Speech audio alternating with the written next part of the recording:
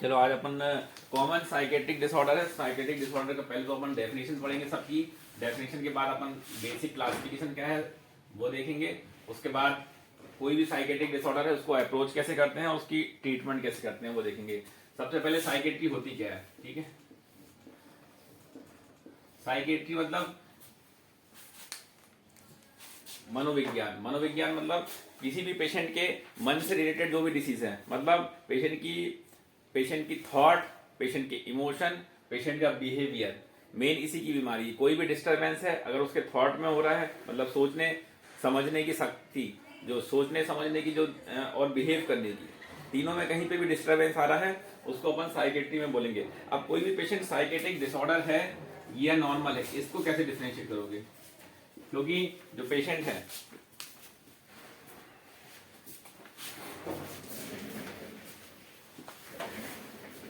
किसी भी व्यक्ति के नॉर्मल जो daily daily day to day routine activity है उसमें कहीं ना कहीं ऐसी दिक्कत आती है जब उसको थॉट और बिहेवियर और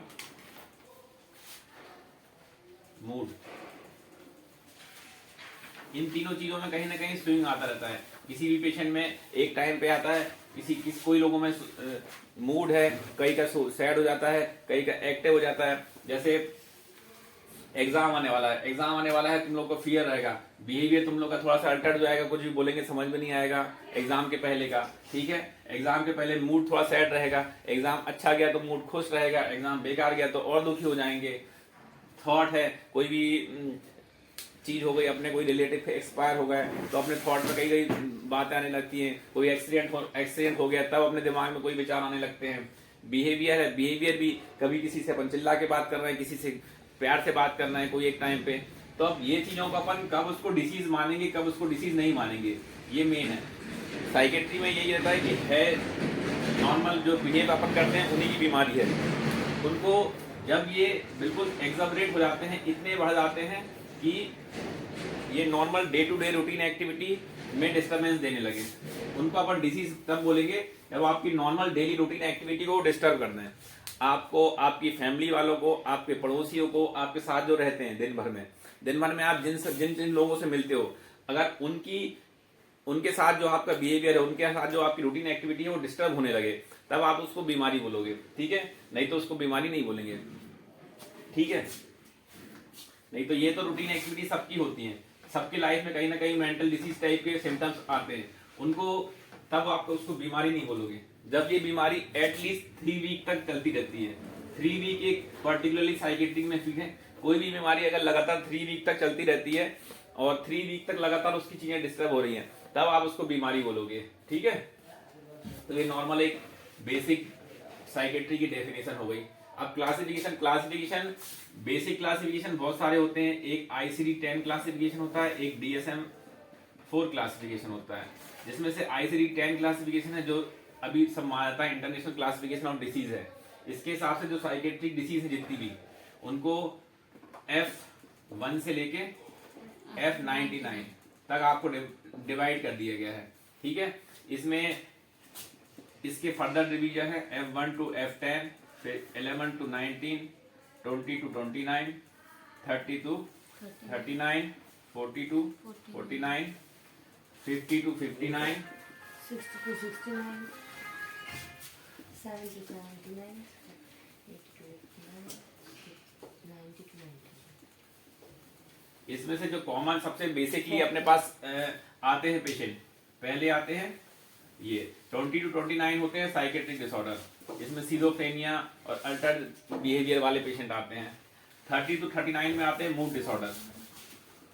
mood disorder, depression, mania. 40 to 49 में आते हैं सोमेटोफॉर्म डिसऑर्डर, सोमेटोफॉर्म एंजाइटी वाले। सोमेट्रिक मतलब सोमेटोफॉर्म डिसऑर्डर सुने हैं नाम? चलो बता देंगे। सोमेटोफॉर्म और एंजाइटी रिलेटेड डिसऑर्डर आते हैं, ये तीन ही कॉमनली अपने पास आते हैं। इसके अलावा एडोलेसेंस रिलेटेड डिसीज इसमें आती हैं। 10 to 11 में सब्सटेंस एब्यूज आते हैं। 10 to 19 में कोई भी चीज पॉइजनिंग वाला आती है। इसमें ऑर्गेनिक ब्रेन डिसीज आती है। और यानी किसी भी कारण से ब्रेन में डैमेज हो रहा है, उसके कारण जो दिक्कतें आती हैं वो आती हैं। अब ये जो है 62, 69, 72 ये सब बहुत कॉमन नहीं है। कई पर्सनालिटी डिसऑर्डर, रेयर डिसऑर्डर जो होते हैं ना वो आते हैं, इसको याद करने की जरूरत नहीं है। याद करने वाले यही हैं सब, ठीक है। 20, 30 और 40 वाले ग्रुप की। 20 के ग्रुप की क्या है? सिजोफ्रेनिया। 30 से 39 मूड डिसऑर्डर। 40 से सोमैटिक। इसमें से जो टिपिकल सिजोफ्रेनिया है, सिजोफ्रेनिया का होता है F20, मेनिया का होता है F31, डिप्रेशन का होता है F32 और बाइपोलर का 30। सोमेटोफॉर्म डिसऑर्डर का होता है F42, ठीक है।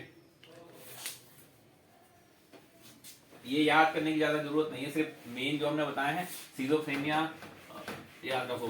साइकेट्री में क्या होता है? साइकेट्री में डायग्नोसिस बनाना बहुत डिफिकल्ट है। साइकेट्री में ट्रीटमेंट करना आसान है, इजी है, ठीक है, और डायग्नोसिस बनाना बहुत डिफिकल्ट है। इसलिए तुम भी साइकेट्री की किसी का भी पेपर देखोगे ना तो उसमें डायग्नोसिस कई बार नहीं लिखी रहती, ज्यादा टाइम लिखी नहीं रहती क्योंकि डायग्नोसिस बनती नहीं है। ट्रीटमेंट में क्या है? ट्रीटमेंट में आपको इसका बहुत सिंपल सा ट्रीटमेंट होता है। किसी भी साइकेट्रिक डिसऑर्डर का ट्रीटमेंट में अप्रोच क्या रहती है? आपको पेशेंट के सिम्टम्स देखने हैं। आपकी जो मेडिसिन होती है, मेडिसिन में क्या होता है? आप हिस्ट्री एग्जामिनेशन लेते हो, ठीक है, हिस्ट्री एग्जामिनेशन करके आप इन्वेस्टिगेट कराते हो, फिर आप डायग्नोसिस बनाते हो। साइकेट्री में क्या होता है? आपको हिस्ट्री लेते हो, सब कुछ हिस्ट्री है, ना तो उसमें कोई एग्जामिनेशन का पार्ट है ना इन्वेस्टिगेशन का पार्ट है। इन्वेस्टिगेशन में भी कुछ नहीं आएगा उसमें, और इन्वेस्टिगेशन में कुछ नहीं आएगा उसमें, और ना तो एग्जामिनेशन में कुछ मिलेगा, सिर्फ हिस्ट्री है सब कुछ इसमें। तो साइकेट्री में पेशेंट की कई बार पेशेंट हिस्ट्री नहीं दे पाता तो उसको अटेंडेंट से हिस्ट्री नहीं पड़ती है। तो जो भी कुछ है साइकेट्री में हिस्ट्री ही है। तो हिस्ट्री के हिसाब से आपको सिम्टम्स देखने हैं। सिम्टम्स कैसे हो सकते हैं उसको? पहला होता है हालुसिनेशन। हालुसिनेशन क्या होते हैं?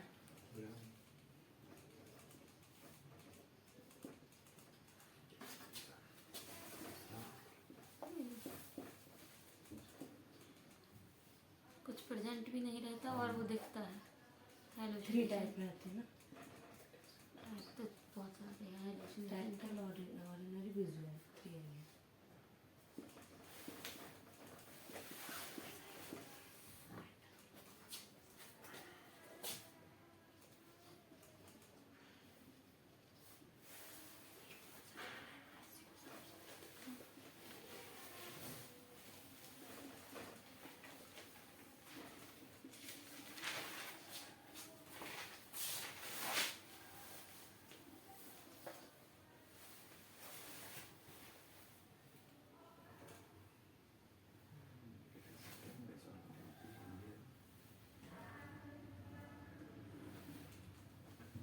चलो, ये क्या होता है हालुसिनेशन? बोलो कोई।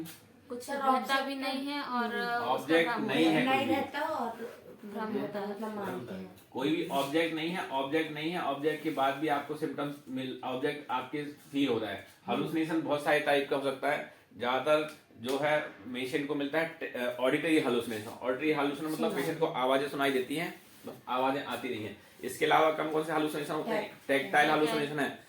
ये टैक्टाइल हालुसिनेशन वाले बहुत सारे पेशेंट आते हैं, लोगों को लगता है कि शरीर में कुछ रेंग रहा है, कीड़ा चल रहा है, ठीक। उसके अलावा विजुअल हालुसिनेशन है। विजुअल हालुसिनेशन बहुत कम मिलता है लेकिन बहुत बार सुना हुआ है, ठीक है। लोगों को देखने लगता है कि कोई मेरा पीछा कर रहा है, कोई मेरे को मारने वाला है, कोई इस टाइप के माना, ठीक है। डिल्यूजन क्या होता है? डिल्यूजन एक बीमारी है थॉट की, ठीक है। थॉट है मतलब पेशेंट के दिमाग में थॉट आ रहे हैं, थॉट आ रहे हैं कि आपको कोई मारना चाहता है, कोई आपको नुकसान पहुंचाना चाहता है, ये अपने मन से उसने बना दिया। डिल्यूजन का डेफिनेशन होती है irreversible and persistent belief of something which is not a fact।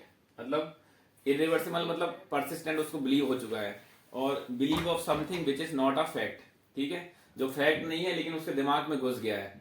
दिमाग में घुस गया है कि उसको ऐसा, तुम्हें उसके दिमाग में घुस गया है कि कोई मेरे को मारना चाहता है, ठीक है। अब उसको 100 बार भी बोल देंगे कि वो नहीं मारना चाहता है लेकिन वो नहीं मानेगा, उसको persistent उसको दिमाग में घुस ही चुका है, इसको डिल्यूजन होता है।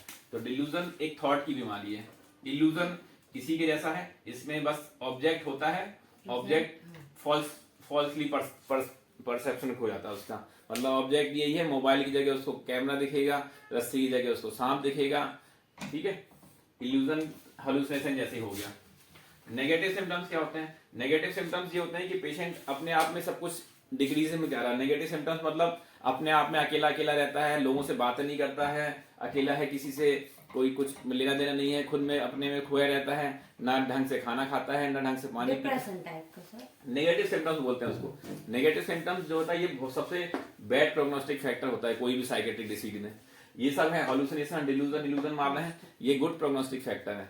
ये मगर किसी को मिल रहा है, इनको ट्रीट करना आसान है। नेगेटिव सिम्टम्स को ट्रीट करना बहुत मुश्किल है। नेगेटिव सिम्टम्स के लिए कोई बहुत ज्यादा मेडिसिन नहीं आई है एक तो, ठीक है। तो नेगेटिव सिम्टम्स अगर किसी को आ रहे हैं मतलब वो बहुत बैड प्रोग्नोस्टिक फैक्टर है, ठीक है। डिसऑर्गेनाइज बिहेवियर, डिसऑर्गेनाइज बिहेवियर मतलब कई बार क्या होता है पेशेंट को कुछ नहीं होता है इनमें से, सिर्फ एक डिसऑर्गेनाइज बिहेवियर होता है उसका। बिहेवियर मतलब लोगों से बात करने का तरीका। अभी अभी लगता है लोगों से सही से बात नहीं करता है, और कभी चिड़चिड़ापन करता रहता है, कुछ भी अपने आप में करता है, कभी जब इच्छा हुई तो नहा लिया, जब इच्छा हुई तो खा लिया, चीजें अस्त व्यस्त पड़ी रहती हैं इसकी, ठीक है। ये सब कह रहे हैं ना, ये सब जो है अपने लाइफ में बहुत सारे लोग होंगे आप आज के आसपास जो आपको मिलेंगे तो इस टाइप की दिक्कतें हैं, लेकिन उनको आप डिसीज नहीं बोलोगे, ठीक है। जब वो उनके लाइफ स्टाइल को डिस्टर्ब करने लगे तब वो डिसीज कहलाएंगी, ठीक है। उसके अलावा जो चीजें होती है वो पर्सनालिटी होती है। कुछ लोगों की पर्सनालिटी रहती है लोगों की ऐसी, ठीक है। आपकी क्लास में देखो, क्लास में आप जितनी भी क्लास में हो, क्लास में जैसे 100 बच्चे हैं, 100 में से 2-3 बच्चे ऐसे होंगे जो कोई से बोलते ही नहीं होंगे, ठीक है। तो उनको नेगेटिव सिम्टम्स थोड़ी बोल देंगे कि बोल नहीं रहे, वो उनकी पर्सनालिटी है, पर्सनालिटी है उनकी। कुछ लोग होंगे जो सब चीजों में एक्टिव होंगे, सब जगह सबसे पहले नंबर पे हाथ खड़ा कर दिया, हमें आना है, हमें आना है, सबसे आगे, क्लास के मॉनिटर बन गए, लेकिन वो मेनिया में नहीं जाएंगे कि मेनिया नहीं है उनको, ठीक है। वो भी एक पर्सनालिटी है उनकी, ठीक है। तो पर्सनालिटी अलग चीज होती है और डिसीज अलग चीज होती है। अब अपन कॉमन डिसीज बोलेंगे। कॉमन डिसीज जो है डायग्नोसिस कैसे करेंगे और उनको ट्रीट कैसे करेंगे। सबसे मोस्ट कॉमन क्या है? डिप्रेशन।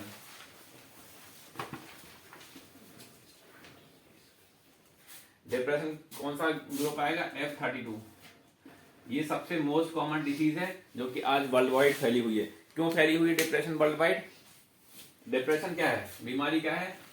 अपनी थॉट की है, ठीक है ना। थॉट की बीमारी है। थॉट आजकल लोगों के सब डिप्रेस में इसलिए होने लगे हैं क्योंकि आज के जो है लाइफस्टाइल चेंज होना सबसे, इसका जो मोस्ट कॉमन डिप्रेशन के जो पेशेंट है वो बढ़ते जा रहे हैं। उसका सबसे मेन कारण है आपकी जो पहले क्या होता है, पहले क्या होता था, जॉइंट फैमिली होती थी, लोग एक दूसरे से बात करते रहते थे। आजकल क्या होने लगी है?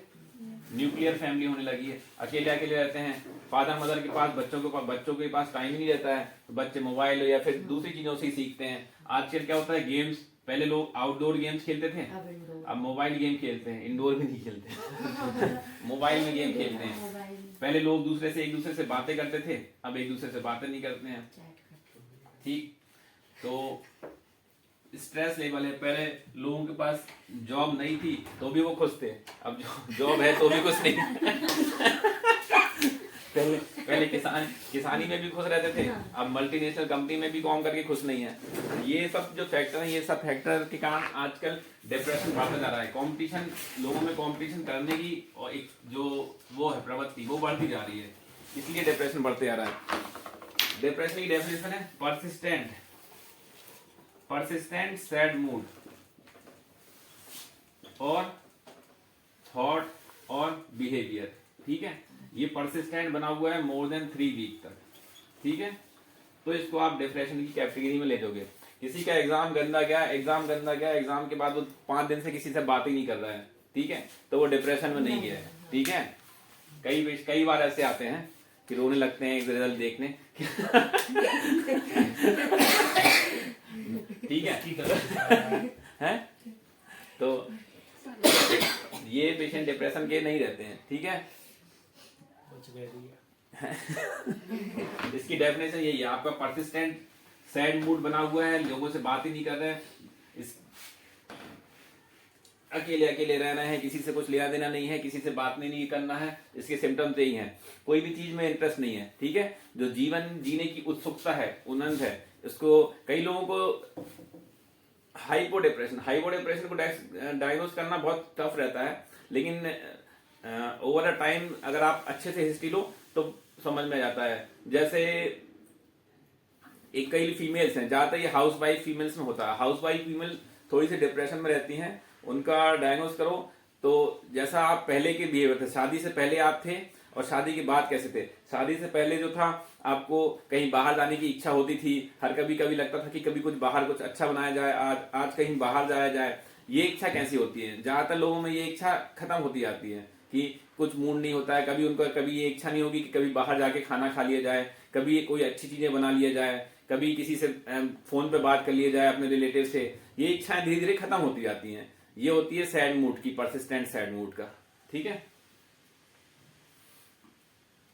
तो इसकी डायग्नोसिस यूजली पता नहीं चलती, ये लोग दिखाने भी नहीं आते हैं। कई इनफर्टिलिटी वाले आते हैं, इनफर्टिलिटी वाले पेशेंट कई बार डिप्रेशन में चले आते हैं। पेशेंट अपने पास आता है कि यही परसिस्टेंट मल्टीपल सोमेटिक कंप्लेंट्स लेके आता है, हाथ पैर दर्द कर रहे हैं, कमजोरी लग रही है, थकावट लगती है, काम करने की इच्छा नहीं होती है, थकावट घबराहट होती रहती है, सर दुखता रहता है। फिर आप उनकी हिस्ट्री खोजो कि इसको पैदा कहाँ से हुई है ये चीजें, तब आप देखो शादी कब हुई, देखा जाता है इनफर्टिलिटी है, इनफर्टिलिटी हो गई है उनको 1 साल के बाद से, 3-4 साल से बच्चे नहीं हुए हैं, उसके कारण वो डिप्रेशन में चली गई हैं। तो डिप्रेशन की डायग्नोसिस यूजली पेशेंट कभी नहीं आता बताने, 99% तक पेशेंट नहीं आता है। 1-2% पेशेंट आते हैं, उसके अटेंडेंट लोग आ जाते हैं बताने कि इनको दुखी रहता है, ऐसे ही पड़ा हुआ है, डिप्रेशन में चला गया, तो क्या कोई खत्म हो गया था तब से डिप्रेशन में। ये 1-2% में होता है। बाकी के जो 95% पेशेंट होते हैं वो अपने पास किसी दूसरी कंप्लेंट से आते हैं। अपन जब हिस्ट्री डिटेल में लेते हैं तब अपन को समझ में आता है कि डिप्रेशन में है। ठीक है, और ज्यादातर ये पेशेंट मल्टीपल सोमेटिक कंप्लेंट लेके आएंगे। एक बहुत मोटी गड्डी, कई लोगों की जो अमीर लोग होते हैं उनके पास एक गड्डी भी रहती है, काहे की इन्वेस्टिगेशन की और दूसरे 10-15 लोगों को दिखाने वाली। ठीक, पैसे की नहीं रहती यार वो लोग इधर उधर दिखाते रहते हैं कि ठीक नहीं हो रहा है, घबराहट ठीक नहीं हो रही, ये ठीक नहीं हो रहा है पैसे की गड्डी। तो इनकी डायग्नोसिस बनाना, तो अगर कोई भी पेशेंट आता है उसके पास इतनी मोटी फाइल है तो उसकी फाइल देख के समझ जाते हैं कि या तो इसको कैंसर है या तो इसको डिप्रेशन है। ठीक है, डायग्नोसिस नहीं बन रही इसकी। ठीक, तो इसकी डायग्नोसिस बनाना बहुत आसान है, सिर्फ हिस्ट्री आप डिटेल में लो। बट ये कि साइकेट्रिक डिसऑर्डर जो है, साइकेट्रिक की हिस्ट्री लेने के लिए बहुत पेशेंस चाहिए और टाइम चाहिए। आपके पास इतना टाइम होना चाहिए और इतना पेशेंस होना चाहिए कि आप उनकी हिस्ट्री सुन लो। अगर 5 मिनट में उनकी हिस्ट्री सुनोगे तो 5 मिनट में कोई 5 मिनट का 1 मिनट दोगे आप, 1 मिनट में आप अगर हिस्ट्री लोगे तो आपको कुछ समझ में नहीं आएगा। वो मल्टीपल कंप्लेंट बताएगा, आप उसके हिसाब से आप ट्रीटमेंट इन्वेस्टिगेशन करा के ट्रीटमेंट दोगे। साइकेट्री के लिए आप पेशेंट की, अटेंडेंट की प्रॉपर डिटेल हिस्ट्री लेना बहुत जरूरी है। कम से कम एक पेशेंट को 15 से 20 मिनट देने पड़ते हैं साइकेट्री में, अगर हिस्ट्री लेना हो अच्छे से तो, और खासकर कोई क्रोनिक बीमारी है उसको तो डिप्रेशन की हिस्ट्री ली। डायग्नोसिस के लिए आपको पता है कोई ट्रीटमेंट, कोई टेस्ट है नहीं इसका, आप सिर्फ रूटीन बेसिक टेस्ट आप करा सकते हो। कई बार ऑर्गेनिक भी हो सकती है, कई बार हाइपोथायराइड है, हाइपोथायराइड में भी पेशेंट डिप्रेशन में चले जाता है तो थायराइड डिसीज कर लेते हैं। कई बार ऑर्गेनिक है, जो ब्रेन में फ्रंटल लोब है, फ्रंटल लोब आपका जो मूड इमोशन को कंट्रोल करता है, तो फ्रंटल लोब में कोई भी बीमारी होती है तो पेशेंट के मूड इमोशन, फ्रंटल लोब में कोई वो हो जाएगा, इक्सॉल हो जाएगा, फ्रंटल लोब में कोई कैंसर है, कुछ भी चीज है, फ्रंटल लोब अगर डिस्टर्ब हुआ तो पेशेंट के मूड इमोशन डिस्टर्ब होंगे। तो इसलिए एक बेसिक एमआरआई कराना पड़ता है, कोई क्रोनिक बीमारी से रिलेटेड दिक्कत हो, कोई एक थायराइड टेस्ट है, बेसिक सीबीसी, शुगर, ये बेसिक टेस्ट हैं, ये सब लोगों के कराने पड़ते हैं अपन को।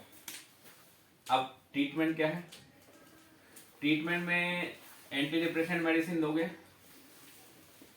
एंटी डिप्रेशन के बहुत सारे क्लासिफिकेशन है, ज्यादातर अपन को याद नहीं करने हैं, मेन याद क्या करना है, जो अपन देते हैं। एसिटालोप्राम,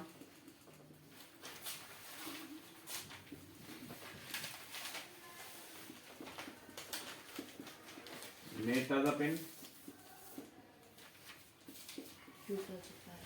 वेनिला, फैक्सिन, क्यूटियापिन,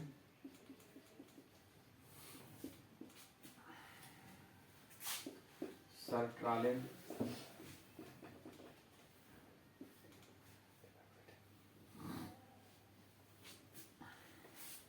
ठीक है। कॉमनली यही मेडिसिन यूज करते हैं अपन। एसिटालोप्राम है, इसका 5 मिलीग्राम और 10 मिलीग्राम की आती है, यूजली 10 मिलीग्राम का है। सर्ट्रालिन का डोज हमें पता ही नहीं, ज्यादा दिया नहीं, शायद 100 मिलीग्राम की आती है। ये दोनों क्या है, नॉन सेडेटिव एंटी डिप्रेसेंट है, सेडेशन नहीं कराती, दिन में दे सकते हैं इनको, ठीक है। ज्यादातर डिप्रेशन के पेशेंट जो बोलते हैं कि नींद ज्यादा आती है, उन लोगों के लिए ये ज्यादा जरूरी है। जो बोलते हैं डिप्रेशन के साथ साथ उनको नींद नहीं आती है, ठीक है, उन लोगों के लिए ये दवाइयां हैं। मेटाजापेन है 7.5 मिलीग्राम और 15 मिलीग्राम की टैबलेट आती है, सब एचएस में ही देंगे। वेनिलाफेक्सिन 37.5 और 75 मिलीग्राम की आती है। क्यूटियापेन 25 और 50 मिलीग्राम की आती है और 100 मिलीग्राम की भी आती है। तो 100 मिलीग्राम तो उसका एंटी साइकोटिक डोज होता है, 25 या 50 मिलीग्राम की देते हैं अपन एंटी डिप्रेसेंट के लिए।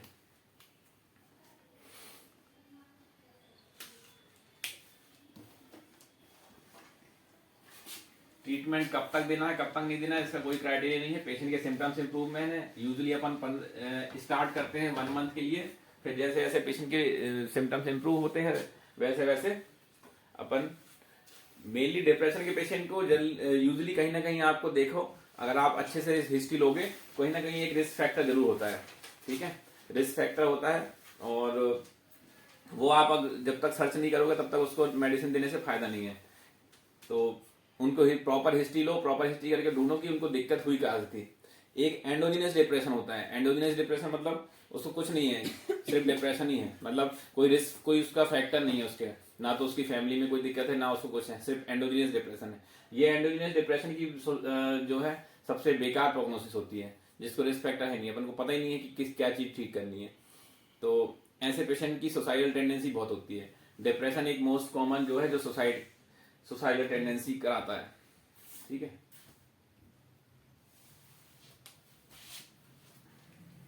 फिर आते हैं अपन मेनिया पे। मेनिया का भी डेफिनेशन यही है जैसा कि डिप्रेशन में बोला था, एलिवेटेड मूड, ठीक है, एलिवेटेड मूड रहेगा उसका, इंक्रीज टॉकेटिवनेस रहेगी, हर किसी से बात करने लगेगा। इंक्रीज टॉकेटिव मतलब नॉर्मल है, अनजान लोगों से भी बात करने लगेगा, रास्ते में कोई मिला, रास्ते में कोई मिल गया, उसी से बात करने लगा, और कैसे हो, कहाँ रहते हो, ये बात करने लगा, दुनिया भर की बातें करने लगा, उसको अपनी घर की और पर्सनल बातें खुद भी बताने लगा, और उससे पूछने लगा कहाँ रहते हो, तुम्हारी वाइफ कहाँ रहती है, क्या करती है। और इंक्रीज उसका खर्च भी ज्यादा बढ़ाता है, हर किसी में खर्च करने लगता है, ठीक है। यहाँ गए, उसको दोस्तों के साथ गए, दोस्तों के साथ एक पार्टी करके आ गए, ठीक है। अगले दिन सुबह उठ के फिर चले गए घूमने, फिर दोस्तों के साथ यहाँ चले गए, है ना। इंक्रीज उसका खर्च बढ़ जाता है। एक जो है कि भगवान में भक्ति बहुत बढ़ जाती है, जल्दी देखा है, पूजा पाठ में बहुत ज्यादा करने लगता है, और स्लीप बहुत कम हो जाती है। स्लीप बिल्कुल 1 से 2 घंटे सोता है, 1 से 2 घंटे सोएगा, लेकिन जब वो उठेगा, उठने के बाद वो बिल्कुल फ्रेश लगेगा, ठीक है। जैसे ही उठेगा, उठने के बाद ऐसा लगेगा कि नहीं सिर्फ वो 1-2 घंटे सोया है, वो बिल्कुल फ्रेश लगेगा जैसा सोएंगे। तो यही है, इंक्रीज मूड हो, टॉकेटिवनेस है, कि हर किसी से बात करेगा, पैसे बहुत खर्च करने लगा है। अभी ज्यादातर इसके पेशेंट जो है, इसके पेशेंट खुद नहीं, इसके पेशेंट ज्यादातर अटेंडेंट लोग लेके आते हैं कि घर में कुछ बचा ही नहीं है। इसके साथ अब मेनिया के साथ 2 होता है, मेनिया विद साइकोसिस और विदाउट साइकोसिस। मेनिया के साथ साइकोसिस भी आती है कई बार मेनिया के साथ पेशेंट को हालुसिनेशन और डिल्यूजन भी आने लगते हैं, ठीक है। या फिर हालुसिनेशन क्या होता है, डिल्यूजन, हालुसिनेशन उसको रहता है, नहीं डिल्यूजन आता है उसको, कि उसको दिमाग में लगता है कि मेरे को कोई शक्ति मिल गई है और इस शक्ति से मैं सब पूरा दुनिया खरीद सकता हूँ, ठीक है। तो इस ऐसे पेशेंट से आप हिस्ट्री लोगो कि तुम्हें कुछ अंदर से शक्ति मिल गई है, तुम्हें कुछ लगता है कि तुम्हारे अंदर से कोई शक्ति है, तो बताएगा कि मेरे को भगवान जी आए थे मेरे सपने में, उन्होंने कहा कि तुम अब जो बोलोगे वही होगा, ठीक है। हाँ, तो ये मेनिया के साथ साथ साइकेट्रिक सिम्टम्स भी आ सकते हैं, ठीक है। और लोगों के अगर ज्यादा मेनिया में चले जाते हैं तो फिर दूसरों से गाली गलौज भी करने लगते हैं, गाली गलौज करना, मारना पीटना, ठीक है। इंग्लिश में बातें भी करने लगते हैं कई नहीं आती इंग्लिश फिर भी, लेकिन उनकी इंग्लिश बहुत फ्लुएंट हो जाती है उस समय। तो डायग्नोसिस सीखिए, मोर देन 3 वीक तक अगर ये सिम्टम्स रह रहे हैं, डायग्नोसिस बन जाएगी। अब इसका डिफरेंशियल डायग्नोसिस क्या हो सकती है? डिफरेंशियल डायग्नोसिस इसकी एक तो एक्यूट साइकोसिस हो सकती है, एक्यूट साइकोसिस में भी ऐसे ही होगा, ठीक है। मेनिया विद साइकोसिस और एक्यूट साइकोसिस, इसको डिफरेंशिएट क्लिनिकली तो नहीं कर सकते अपन, क्योंकि दोनों एक जैसे सिम्टम्स आते हैं, मेनिया विद साइकोसिस के और एक्यूट साइकोसिस के। लेकिन अब पेशेंट अपन ट्रीटमेंट में आसान रहती है, इसमें ट्रीटमेंट करना बहुत ज्यादा डिफिकल्ट नहीं है इसका।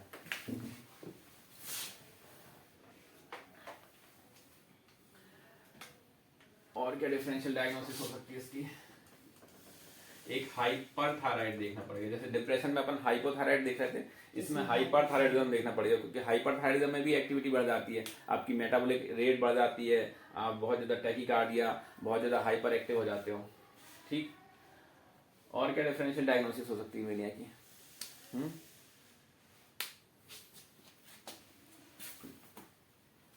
मेनिया की डिफरेंशियल डायग्नोसिस में कई बार ये है कि कई पेशेंट का नॉर्मल बिहेवियर भी है, कई बार नॉर्मल बिहेवियर भी इस टाइप का होता है, कई बार लोग पेशेंट को लेके जाते हैं कि ऐसा ही है, बहुत ज्यादा खर्च ही करता है, कई रहते ही खर्च करते हैं, उन्हें मजा आता है खर्च करने में, ठीक है।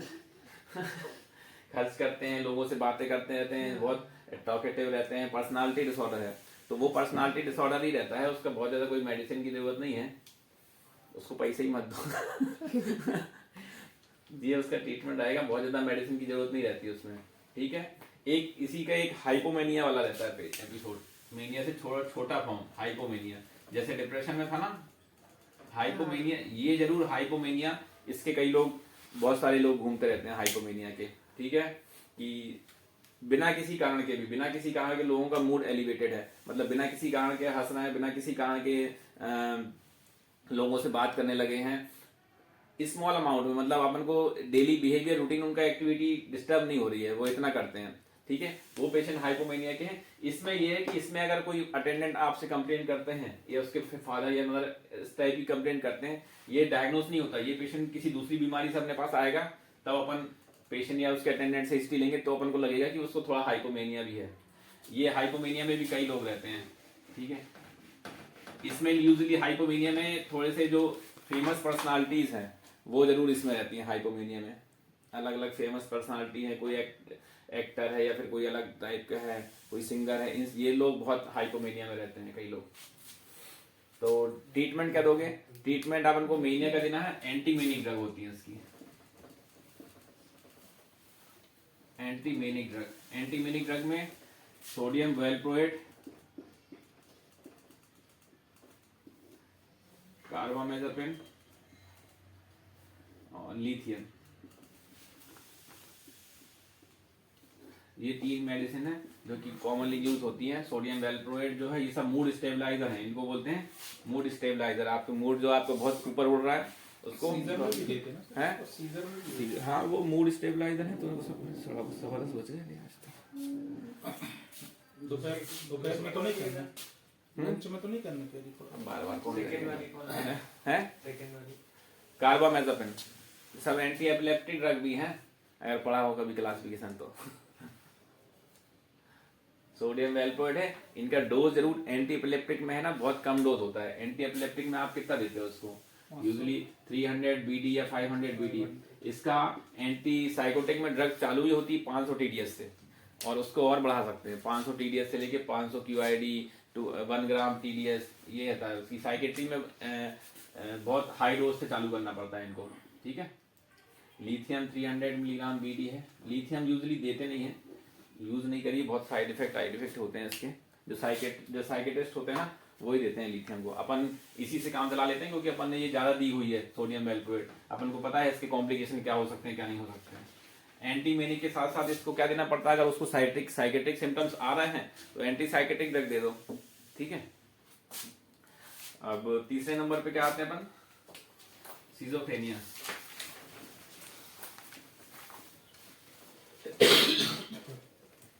सिजोफ्रेनिया की डेफिनेशन में यही है, सिजोफ्रेनिया की डेफिनेशन में आपके जो 6 सिम्टम्स हैं, hallucination, delusion, illusion, negative symptoms, disorganised speech, disorganised behaviour. Speech नहीं था, disorganised behaviour, negative symptoms, depression हो गया, डिप्रेशन और डिल्यूजन। डिप्रेशन तो ये नेगेटिव सिम्टम्स में आ गया ना। डिसऑर्गेनाइज्ड बिहेवियर के अलावा क्या था? delusion, depression, delusion, negative loss of interest, और एक disorganized behavior। Disorganised behaviour. Catatonia था। 1 2 3 4 5 6 ये कौन सा अच्छा है? छठवा कौन सा है वो देखना। कैटाटोनिया ऐसा है। ये सर में तो ये लिख रहा है, क्या? ये लिख रहा है क्या आपके पास? हालुसिनेशन, डिल्यूजन, डिप्रेशन नहीं है यार। आपने ये लिखा है। डिप्रेशन तो नेगेटिव सिम्टम्स में डिप्रेशन आ जाएगा ना। एक्सेप्ट जो भी इसमें से है ना, कोई भी दो सिम्टम्स आपको मिल रहे हैं मोर देन 6 मंथ। इसकी जो डेफिनेशन क्राइटेरिया 6 मंथ है। मोर देन 6 मंथ तक आपको इसमें से 2 सिम्टम्स मिल रहे हैं तो ये सिजोफ्रेनिया की डेफिनेशन में जाएगा। उसके अगर 6 मंथ से कम में है तो आप उसको साइकोसिस बोलोगे, साइकोसिस अनक्लासिफाइड। ठीक है, सबसे कॉमन डायग्नोसिस होती है साइकोसिस अनक्लासिफाइड। साइकोसिस लिख दो पेशेंट को, क्योंकि साइकेटिक सिम्टम्स आ रहे हैं इसमें से। अगर पेशेंट को हालुसिनेशन, डिसऑर्गेनाइज, इल्यूजन, कोई परसिस्टेंट नेगेटिव सिम्टम्स या डिसऑर्गेनाइज बिहेवियर ही हो रहा है उसका, तो आप साइकोसिस लिख दोगे, साइकोसिस अनक्लासिफाइड। ठीक है, ज्यादातर पेशेंटों को पूरे सिम्टम्स मिलते नहीं है, किसी को कम ही मिलते हैं, किसी को कम मिलते हैं, लेकिन अपन को हिस्ट्री वाइज समझ में आ जाता है कि पेशेंट साइकोसिस में है, पेशेंट का बिहेवियर एबनॉर्मल है।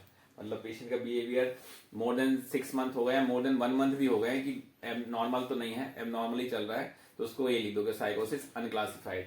इसमें ट्रीटमेंट भी यही रहता है, अपन को डायग्नोसिस क्लियर कट नहीं बन पाती है, ना कोई इन्वेस्टिगेशन है, ना कुछ कर सकते हैं। अपन सिर्फ ये सीख सकते हैं कि उसको ऑर्गेनिक साइकोसिस है कि नहीं। ऑर्गेनिक साइकोसिस है कि नहीं मैंने बताया था, फ्रंटल लोब में जो भी अगर लीजन है कि नहीं कुछ, उसके लिए आप एक MRI करा सकते हो, थायराइड टेस्ट करा सकते हो, बस। और कोई ऐसा टेस्ट नहीं होता जिसमें कि सोडियम पोटेशियम अगर एक्यूटली कोई साइकोसिस में गया है तब करा सकते हो, है ना। एक्यूट साइकोसिस में सोडियम पोटेशियम करा सकते हैं, क्रोनिक में कोई कराने का कोई मतलब नहीं है। ट्रीटमेंट एंटीसाइकेटिक ड्रग देना है। एंटीसाइकोटिक ड्रग का ढेर सारा क्लासिफिकेशन है, जो कॉमनली अपन यूज करते हैं उनके नाम याद रखो। ओलेंजापेन है, ओलेंजापेन 5 मिलीग्राम, 10 मिलीग्राम, 20 मिलीग्राम, तीनों की आती है।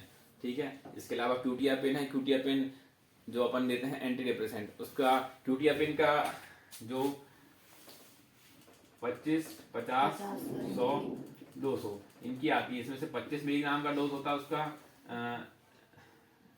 एंजाइटी और डिक्रीज स्लीप के लिए देते हैं, 50 देते हैं डिप्रेशन के लिए, 100 और 200 ये होती है मेनिया और साइकोसिस के लिए। ठीक है, ये एक ही अकेली ऐसी ड्रग है जो सब काम में यूज हो जाती है जितने भी साइकेट्रिक के डिसऑर्डर हैं। तो क्यूटियापेन सबसे अच्छी ड्रग है, थोड़ा सा भी उसको डोज बस एडजस्ट करना है आपको, सब में चली जाएगी वो। ओलेंजापेन, इसके अलावा फिर बहुत सारी हैं, एरिप्रिप्राजोल और हेलोपेरिडोल, रेस्पेरिडोन। ठीक है, अलग अलग हैं, बहुत कॉमनली यूज करते नहीं है। हेलोपेरिडोल यूज कर लेते हैं अपन, सेरेनेज नाम से आती है, 5 मिलीग्राम BD में। ठीक है, और फिर रेस्पेरिडोन भी यूज करते हैं, 2 मिलीग्राम TDS तक देते हैं उसको। नहीं यूज करते साइकेट्री, अपन तो 1-2 ड्रग यूज करते हैं, उससे अगर नहीं आराम पड़ता तो फिर साइकेट्रिस्ट के पास भेज दो। इतना ज़्यादा दिमाग नहीं लगाना, क्योंकि इनके क्या है, मेडिसिन के साइड इफेक्ट भी आते हैं जिनके बारे में अपन को बहुत ज़्यादा आइडिया नहीं है। तो फिर क्योंकि ऐसे एक एक्स्ट्रा पिरामिडल साइड इफेक्ट आते हैं इनके एंटी साइकोटिक के। एक्स्ट्रा पिरामिडल साइड इफेक्ट में पेशेंट को टॉर्टिकोलिस हो जाता है, बहुत हाई ग्रेड फीवर होता है, एक कैट्रोनिया हो जाता है। कैट्रोनिया हमने बताया था, एकदम से सुन्न हो जाता है वो, बिल्कुल ही जैसा बोलो उसको वैसे ही करने लगता है, सुन्न। हाथ ऊपर उठाओगे ऐसे ही रह जाएगा। वैक्सी फ्लेक्सिबिलिटी होती है, जैसा उसको बोलोगे वैसा हो जाएगा, वो हिलेगा डुलेगा नहीं। तो बहुत सारे कॉम्प्लिकेशंस हो सकते हैं साइकोटिक जिनके अपन को कॉमनली यूज करते हैं। जैसे ये है ओलेंजापेन है, ओलेंजापेन का साइड इफेक्ट होता है सिर्फ यही, एक उसको TLC देखना पड़ता है, TLC उसका बहुत कम होने लगता है। दूसरा उसमें ओबेसिटी बहुत कॉमनली हो जाती है। कॉमनली जो इतने एंटी साइकोटिक ड्रग ओलेंजापेन बहुत लंबे समय तक खा रहे हैं वो सब लोग मोटे हो जाते हैं, तो ओबेसिटी हो जाती है कॉमनली उसमें। ठीक है।